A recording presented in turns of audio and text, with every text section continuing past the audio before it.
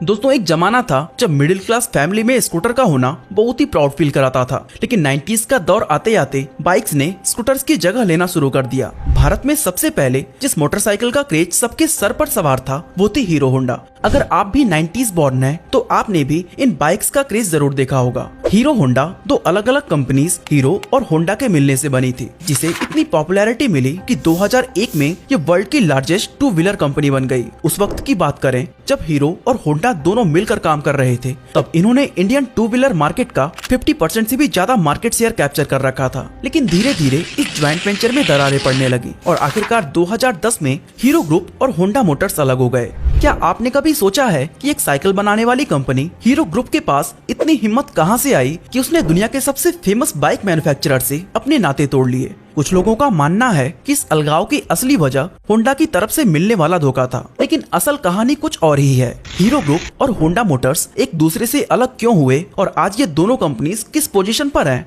आइए डिटेल में जानने की कोशिश करते हैं।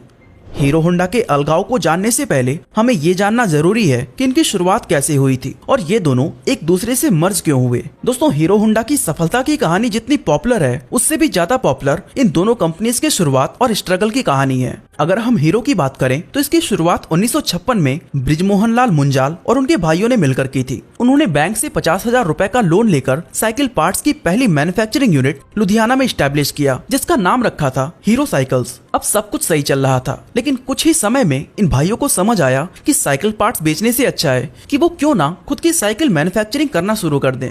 इसी आइडिया के साथ कंपनी ने अपने बाइसिकल मार्केट में उतारना शुरू कर दिया। इसके बाद अभी सिर्फ 10 साल ही बीते थे कि 1966 के दौरान हीरो साइकिल्स ने सालाना 1 लाख से ज्यादा बाइसिकल मैन्युफैक्चर करके सबको हैरानी में डाल दिया। इसकी कामयाबी का अंदाजा आप इस बात से लगा सकते हैं कि जो कंपनी कभी दिन की सिर्फ 25 साइकिल्स बनाया करती थी, वो 1986 के दौरान हर रोज 18,500 साइकिल्स मैन्युफैक्चर करने लगी और इसके चलते हीरो साइकिल का नाम वर्ल्ड के लार्जेस्ट बाइसिकल मैन्युफैक्चरर के तौर पर Guinness book of world record में भी दर्ज किया गया था। आज हीरो साइकिल अपने प्रोडक्ट को इंडिया सहित मिडिल ईस्ट, अफ्रीका, एशिया और यूरोप जैसे 89 कंट्रीज में एक्सपोर्ट करती है। अब बात करें होंडा की तो ये हीरो से भी ज्यादा पुरानी कंपनी है और इसकी शुरुआत जापान के रहने वाले सोइचिरो होंडा ने की थी। शुरुआती दिनों में वो एक गैराज में साफ सफाई का काम किया करते थे, लेकिन अपनी लगन से उन्होंने जल्द ही मैकेनिक का काम सीख लिया। काफी साल तक ये काम करने के बाद उन्होंने अपनी खुद की कंपनी टोकाई सिकी हैवी इंडस्ट्री की शुरुआत की, जहां वो पिस्टन रिंग बनाने का काम करते थे। उनका ये काम काफी ठीक चल रहा था, लेकिन unfortunately Japan second world war का हिस्सा बन गया और उसी दौरान दुश्मन के हमले से सोइचिरो होंडा की ये कंपनी बर्बाद हो गई। इसके बाद इन्होंने फिर से दोबारा उस कंपनी को खड़ा किया, लेकिन अभी चीजें पूरी तरह से संभली भी नहीं थी कि 1946 में ननकाई अर्थक्वेक ने तबाही मचा दी, जिसके बाद उनकी कंपनी फिर से मलबे का ढेर बन गई। इस हादसे के बाद सोइचिरो होंडा अब पूरी तरह से टूट चुके थे और उनके पास इतने पैसे भी नहीं थे कि वो कंपनी को फिर से खड़ा कर सकें। थोड़े समय बाद इन्होंने फैक्ट्री के एसेट्स टोयोटा कंपनी को 4,50,000 येन में बेच दिया और अक्टूबर 1946 में उन पैसों से होंडा टेक्निकल रिसर्च इंस्टीट्यूट की स्थापना की। उसी दौरान उन्होंने देखा कि सेकेंड वर्ल्ड वॉर में मिली हार और भूकंप की वजह से जापान में इतनी गरीबी आ गई है कि लोग पैदल चलने पर मजबूर हो गए हैं। यहीं से उनके दिमाग में एक आइडिया आया कि क्यों ना साइकिल में एक छोटा सा इंजन जोड़ दिया जाए। उनका ये आइडिया काम कर गया और कुछ ही समय के अंदर उनकी सस्ती बाइक की डिमांड बहुत ही ज्यादा बढ़ गई। फिर साल 1949 में उन्होंने होंडा टेक्निकल रिसर्च इंस्टीट्यूट का नाम बदलकर होंडा मोटर्स कर दिया। बदलते वक्त के साथ इन्होंने नए नए इनोवेशन किए और एक से बढ़कर एक व्हीकल लॉन्च किए जो लोगों को बहुत ज्यादा पसंद आए। इस तरह देखते ही देखते साल 1959 तक होंडा दुनिया की सबसे बड़ी मोटर बाइक मैन्युफैक्चरर बन गई। अब इन दोनों कंपनीज के मर्जर की बात करें तो ये दास्तां उस दौर की है जब हीरो कंपनी दुनिया की सबसे बड़ी साइकिल बनाने वाली कंपनीज में से एक थी और उस दौरान उसने हीरो मैजेस्टिक मॉफ्ट बनाना शुरू किया था, जिसे अमेरिका, अफ्रीका और यूरोप जैसे देशों में बड़ी संख्या में एक्सपोर्ट किया जाता था। बदलते वक्त के साथ हीरो कंपनी के मालिक बृजमोहन लाल मुंजाल ने ये गौर किया कि इंटरनेशनल मार्केट में मोटरसाइकिल का बिजनेस काफी तेजी से ग्रो कर रहा है और इसका इंडिया में भी एक अच्छा स्कोप हो सकता है, क्योंकि उस समय इंडिया में टू व्हीलर्स के नाम पर सिर्फ 2 ही ऑप्शन मौजूद थे, पहला स्कूटर और दूसरा मॉफ्ट बाइक। लेकिन उनके सामने सबसे बड़ा चैलेंज था उसमें लगने वाला इंजन, क्योंकि इंजन की टेक्नोलॉजी इंडिया में मौजूद नहीं थी। लेकिन बृजमोहन लाल मुंजाल ने भी ये ठान ली थी कि वो इस टेक्नोलॉजी को इंडिया में लाकर रहेंगे और इसके लिए उनके पास एक मात्र ऑप्शन था, ऐसी कोई फॉरेन कंपनीज के साथ कोलैबोरेट करना जिनके पास बाइक मैन्युफैक्चरिंग करने का एक्सपीरियंस हो। ये वो दौर था जब कोई भी फॉरेन कंपनी सीधे सीधे इंडिया में आकर इन्वेस्ट नहीं कर सकती थी, लेकिन गवर्नमेंट ने इस चीज की छूट दे रखी थी कि अगर कोई इंडियन कंपनी चाहे तो वो किसी फॉरेन कंपनी के साथ मिलकर इंडिया में कारोबार शुरू कर सकती है। इसी चीज का फायदा उठाते हुए बृजमोहन लाल मुंजाल ने जापानीज कंपनी होंडा के पास अपना प्रपोजल भेजा, जो उस समय तक दुनिया की सबसे बड़ी मोटरसाइकिल कंपनी बन चुकी थी। होंडा कंपनी ने इस प्रपोजल को एक झटके में एक्सेप्ट कर लिया, क्योंकि उसके लिए इंडिया जैसी बड़ी और अनटैप्ड मार्केट किसी सोने के अंडे देने वाली मुर्गी से कम नहीं थी। इसके बाद इन दोनों कंपनीज के बीच ये एग्रीमेंट हुआ कि हीरो बाइक्स की बॉडी तैयार करेगा तो होंडा उनके लिए इंजन सप्लाई का काम करेगा। इसके अलावा इन दोनों कंपनीज ने एक एनओसी भी साइन किया, जिसमें मेंशन था कि ये दोनों कंपनीज फ्यूचर में कभी भी एक दूसरे के अगेंस्ट अपना प्रोडक्ट लॉन्च नहीं करेंगी।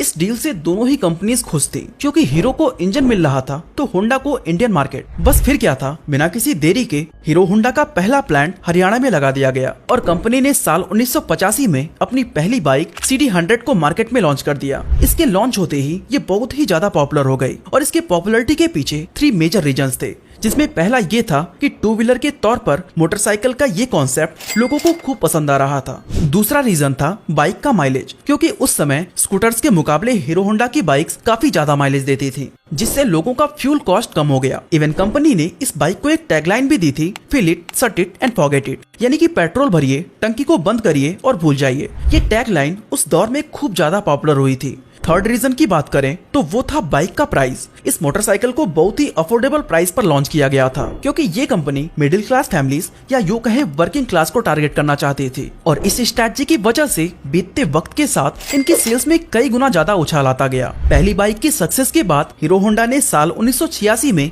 हीरो होंडा स्लिक लॉन्च की, फिर हीरो होंडा CD100 SS और हीरो होंडा CD100 डिलक्स। लेकिन उस दौरान जापानीज करेंसी में उछाल आ गया। इससे जो स्पेयर पार्ट्स जापान से इंपोर्ट हो रहे थे उनके रेट्स धीरे धीरे बढ़ने लग गए। ऐसे में हीरो होंडा के लिए एक किफायती बाइक बनाना दिनों दिन अब मुश्किल होने लगा था। साथ ही इतने सारे कॉम्पिटिटर्स आ गए जो हीरो होंडा की मार्केट में सेध लगाना शुरू कर दिया। दोस्तों, हीरो होंडा का मकसद था लोगों को बजट में बाइक देना और कंपनी इस विश्वास को तोड़ना नहीं चाहती थी। इसके चलते हीरो होंडा ने लंबे समय तक अपने मोटरसाइकिल्स को नुकसान में बेचा। हालांकि 1990 में डॉलर का एक्सचेंज प्राइस रेगुलेट होने के बाद कंपनी को राहत मिली और एक बार फिर से प्रॉफिट का दौर शुरू हो गया। यही वो समय था जब हीरो होंडा का प्रॉफिट $10 मिलियन को पार कर गया था और ये उस जमाने में एक बहुत ही बड़ा नंबर था। थोड़ा और समय गुजरा तो हीरो होंडा ने अपनी बाइक्स को किस्त पर देना शुरू कर दिया, जिससे और भी ज्यादा कस्टमर्स जुड़ने लगे और देखते ही देखते ये बाइक हर घर की शान बन गई। अब दोस्तों, यहाँ तक देखें तो इंडियन मार्केट में हीरो होंडा का कारोबार बहुत ही अच्छा चल रहा था और इसे देखकर शायद ही कोई अंदाजा लगा सकता था कि इन दोनों कंपनीज के बीच कोई विवाद चल रहा है। लेकिन कंपनी की इंटरनल सिचुएशन बहुत ही ज्यादा मतभेदों से भरी हुई थी। एक्चुअली प्रॉब्लम तब शुरू हुई जब हीरो होंडा की बाइक्स दूसरे देशों में बेचने की बात रखी गई। दोस्तों, होंडा मोटर्स पहले से ही काफी पुरानी और दुनिया की जानी मानी कंपनी थी, जो रशिया, अमेरिका और इन जैसी कई सारे डेवलप कंट्रीज में अपनी बाइक्स को एक्सपोर्ट कर रही थी। लेकिन जब हीरो होंडा की बाइक्स को उस मार्केट में उतारने की बात की गई तो होंडा मोटर्स इसके बिल्कुल खिलाफ हो गया, क्योंकि उसको डर लगने लगा था कि अगर वहाँ ये बाइक्स सेल किए गए तो होंडा की मार्केट खराब हो सकती है। ऐसे में होंडा कंपनी चाहती थी कि हीरो होंडा इंडिया के अलावा सिर्फ नेपाल, भूटान और बांग्लादेश जैसे पड़ोसी देशों तक ही लिमिटेड रहे। इस मतभेद का नतीजा ये हुआ कि दोनों कंपनीज के रिलेशंस खराब होने लगे और कई तरह के इंटरनल इश्यूज भी डेवलप हो गए। अब हीरो के साथ प्रॉब्लम ये थी कि वो सिर्फ बाइक्स की बॉडी बनाता था और वो इंजन के लिए अभी भी होंडा पर ही रिलाई करता था। लेकिन इन सब कॉन्फ्लिक्ट की वजह से उसे लगने लगा कि ये कोलैबोरेशन ज्यादा दिनों तक नहीं चल पाएगा और होंडा से अलग होने के बाद भी अगर वो कंपनी को रन करना चाहता है तो उसे इंजन भी खुद ही मैन्युफैक्चर करना होगा। इसके बाद हीरो ने इंजीनियर्स की एक टीम बनाई और इंजन की टेक्नोलॉजी को डेवलप करना शुरू कर दिया। ये चीज होंडा को बिल्कुल भी पसंद नहीं आई और दोनों के बीच कॉन्फ्लिक्ट और भी ज्यादा बढ़ गया। इनके बीच और भी कई सारे मतभेद थे, जैसे कि हीरो होंडा की बाइक्स को डेवलप्ड कंट्रीज में सेल करने के लिए होंडा हीरो से बहुत ज्यादा रॉयल्टीज की डिमांड करने लगा। इसके अलावा इन्होंने कोलैबोरेशन के टाइम एक एनओसी साइन किया था कि ये एक दूसरे के मुकाबले बाइक को लॉन्च नहीं करेंगे। लेकिन होंडा ने इस एग्रीमेंट को नजरअंदाज करते हुए साल 1999 में इंडिया के अंदर अपनी एक सेपरेट कंपनी स्टार्ट कर दी, जिसका नाम था Honda motorcycle and scooter India private limited.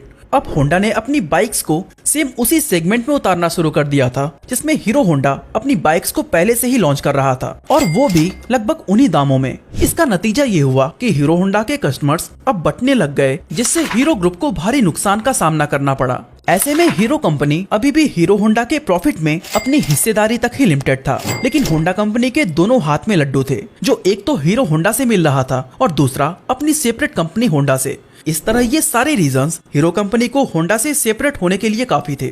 नतीजन साल 2010 आते आते दोनों कंपनीज एक दूसरे से अलग हो गईं। हीरो होंडा में दोनों कंपनीज के 26% के शेयर थे, जिसके बाद होंडा ने अपने हिस्से के सारे शेयर्स हीरो कंपनी को 1.2 अरब डॉलर में बेच दिए। इसके बाद हीरो ने अपनी कंपनी का नाम बदलकर हीरो मोटोकॉर्प कर दिया और अपने सारे ऑपरेशंस खुद ही हैंडल करने लगा। लेकिन इस सेपरेशन का दोनों कंपनीज पर कितना बड़ा इम्पैक्ट पड़ा, उन्हें कौन कौन से चैलेंजेस का सामना करना पड़ा और आज ये दोनों कंपनीज किस पोजीशन पर हैं, आइए जानने की कोशिश करते हैं। तो दोस्तों, हीरो होंडा के सेपरेशन के बीच दोनों कंपनीज के बीच एक एग्रीमेंट हुआ था कि साल 2014 तक होंडा अपने इंजन का टेक्निकल सपोर्ट हीरो को देता रहेगा। साथ ही इन 4 सालों में हीरो मोटोकॉर्प को ये परमिशन रहेगी कि वो हीरो होंडा के नाम से अपनी बाइक्स 2 व्हीलर मार्केट में उतारता रहे एंड बदले में उसे होंडा को रॉयल्टी बोनस देना होगा। अब क्योंकि हीरो मोटोकॉर्प खुद भी अपने आप में एक बड़ा नाम था, इसलिए होंडा का नाम यूज करना उसने जरूरी नहीं समझा। अलग होने के बाद हीरो मोटोकॉर्प के सामने कई सारी चुनौतियां आकर खड़ी हो चुकी थी,